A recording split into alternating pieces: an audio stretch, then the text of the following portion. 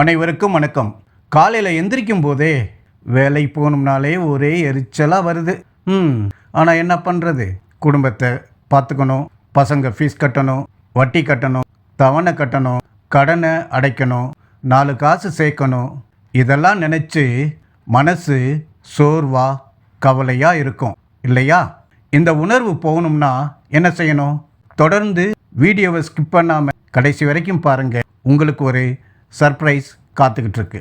பழங்காலத்தில் நந்தவனம் அப்படிங்கிற அடர்ந்த காட்டில் ஐராவதன் அப்படிங்கிற பெரிய யானை வாழ்ந்து வந்துச்சு. அந்த யானை பேர் ராஜா. அது வலிமையும் ஞானமும் நிறைந்தது மட்டுமல்ல, மிகுந்த கருணை உள்ளம் கொண்டதுமாக இருந்துச்சு.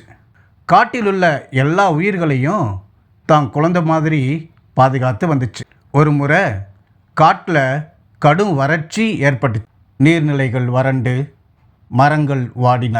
காட்டு விலங்குகள் பசியும் தாகமும் தாங்க முடியாமல் தவிச்சிச்சு. அப்போ ஐராவதன் தனது நீண்ட துதிக்கையால் நிலத்தை தோண்டி ஆழமான ஒரு நீரூற்றை கண்டுபிடிச்சு. அதனால் அந்த நீர் மிகவும் ஆழத்தில் இருந்தது. சிறிய விலங்குகளால் அதை அடைய முடியலை. இப்போ யானை ராஜா தன் உடல் வலிமையை பயன்படுத்தி மண்ணை மேலும் மேலும் தோண்டி ஒரு சரிவான பாதையை உருவாக்குச்சு. பிறகு தான் உடலை படகு போல பயன்படுத்தி மான்குட்டிகள், முயல்கள், பறவைகள் போன்ற அனைத்து சிறிய விலங்குகளையும் ஒவ்வொன்றா தான் முதுகில் ஏற்றி நீரூற்றுக்கு பக்கத்தில் இறக்கி விட்டுச்சு. தான் மிகவும் தாகமாக இருந்த போதிலும் மற்ற அனைத்தும் நீர் குடித்த பிறகு தான் அந்த யானை நீர் குடித்தது. அந்த செயல் காட்டில் இருக்கக்கூடிய அனைத்து உயிர்களின் உள்ளத்திலும் ஆழமான அன்பை விதைச்சிச்சு. விலங்குகள் எல்லாம் ஒன்று சேர்ந்து நீயே எங்கள் உண்மையான ராஜா அப்படின்னு அந்த யானையை போற்றி புகழ்ந்தது. நண்பர்களே, ஒரு விஷயத்தை நம்ம புரிஞ்சுக்கணும். ஐராவதன் தன் வலிமையை ஆட்சி செய்ய அல்ல, மற்றவர்களை காக்கவே பயன்படுத்தியது அப்படிங்கிறத இந்த உலகமே உணர்ந்துச்சு.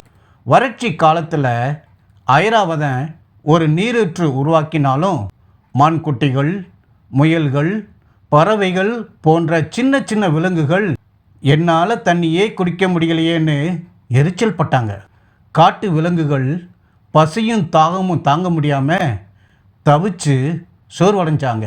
இந்த வறட்சி எப்போ நீங்குமோன்னு மனசில் பயம், கவலை எல்லார்கிட்டையும் இருந்துச்சு. நண்பர்களே, இவ்வாறு எரிச்சல், சோர்வு, மனக்கவலை இந்த 3ம் அந்த யானை ராஜாவுக்கும் இருக்குமா இல்லையா? கண்டிப்பாக அந்த யானை ராஜாவுக்கும் இருந்துச்சு. ஆனால் அவன் ஒன்றை மட்டும் நினச்சான். முதல்ல எனக்குங்கிறத விட்டுட்டு முதல்ல அவங்களுக்கு, அதாவது அந்த ராஜா யானையோட இருப்பவங்களுக்குன்னு நினச்சிதான். அந்த ஒரே மாற்றம் என்ன பண்ணிச்சு பாருங்க. இவங்க ஏன் முடியாமல் இருக்காங்கன்னு அந்த யானை ராஜா எரிச்சல் படாமல் இவங்களுக்கு நான் உதவணும், என்னோட இருக்கிறவங்களுக்கு என்னால் முடிஞ்சதை செய்யணும்னு நினச்சான். அப்படி நினச்சதும் அது பொறுமையாக மாறிச்சு. விலங்குகள் எல்லாம் தேடி அலைஞ்சு சோர்ந்து போன நேரத்தில் நான் உதவுனா இவங்க வாழ்வாங்கன்னு அந்த யானை நினச்சதும் அந்த சோர்வுக்குள்ள ஒரு நோக்கம் வந்துச்சு. நான் மட்டும் தப்பிச்சா போதும்னு பயந்துக்கிட்டு இருந்த மனசு நாம் எல்லோரும் சேர்ந்தா தப்பிக்கலாம்னு நினச்சதும் அமைதியாக மாறிச்சு. பாருங்கள் நண்பர்களே, எரிச்சல், சோர்வு, மனக்கவலை இது எல்லாமே எனக்குன்னு நினைக்கிறப்ப தான் வரும். அவங்களுக்கு, அதாவது என் குடும்பத்துக்கு, என் கணவன், என் மனைவி, என் பிள்ளைகளுக்குன்னு நினைக்க ஆரம்பித்ததும் எல்லாமே மாறும்.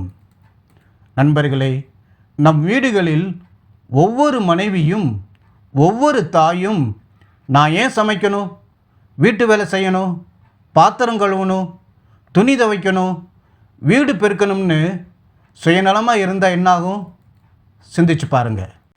எவரொருவர் தன்னை முன்னிலைப்படுத்தாமல் சுயநலம் தவிர்த்து பொதுநலம் கருதுகிறாரோ, எவரொருவர் பிறரது மகிழ்ச்சி, அன்பு, சமாதானம், சந்தோஷத்திற்காக வாழ்கிறாரோ அவர் வானுரையும் தெய்வத்துக்கு சமமாக கருதப்படுகிறார் என்பதில் ஐயமே இல்லை. நாமும் பொறுமை மற்றும் நிதானத்தை கடைபிடித்து தன்னலம் துறந்து பிறநலம் கருதி நம் வாழ்வின் நோக்கத்தை கண்முன்னே கொண்டு அமைதியாக பயணிப்போம். நாமும் பொறுமை மற்றும் நிதானத்தை கடைபிடித்து தன்னலம் துறந்து பிறநலம் கருதி நம் வாழ்வின் நோக்கத்தை கண்முன்னே கொண்டு அமைதியாக பயணிப்போம். யானை ராஜா இதை நிரூபித்தான். நாமும் இதை முயற்சி பண்ணுவோம். அப்போது நம் மனசில் அமைதி நம் மனங்களில் குடிகொள்ளும். இந்த வீடியோ பிடிச்சிருந்தா லைக் பண்ணுங்கள், ஷேர் பண்ணுங்கள், சப்ஸ்கிரைப் பண்ணுங்கள். உங்கள் நண்பர்களுக்கும் பகிர்ந்து அவர்களுக்கும் உதவுங்க. மீண்டும் அடுத்த வீடியோவில் சந்திப்போம். நன்றி, வணக்கம்.